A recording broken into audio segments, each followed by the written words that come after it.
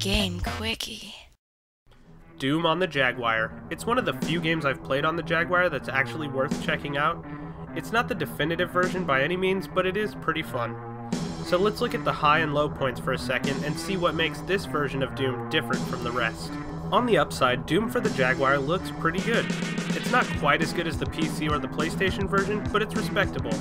The textures are not bad for the time, and the monsters have all their frames of animation.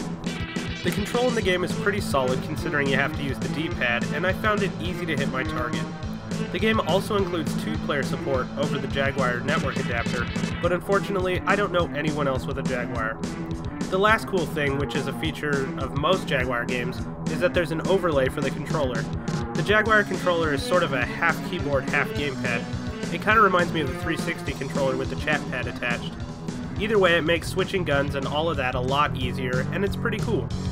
Now let's look at the disappointing parts of the game. The game has no music at all, except in the screens between levels. The music you're hearing in the background of this review is from the SNES version of Doom, because it's the only other version I still have. Here's how the game feels when you're actually playing it.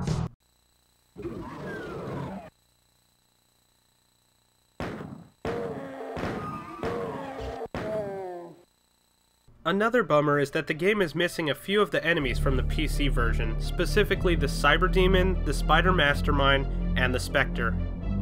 One last interesting thing about the game is that it's rated M for mature. Doom was one of the first games to receive a rating from the ESRB, and it's one of the only Jaguar games I own that has a rating. Other than that, it's pretty much the same old Doom you're used to. It's definitely worth a look if you have a Jaguar, since most of the games on the Jag are not nearly as fun as Doom. See you next time on Game Quickie.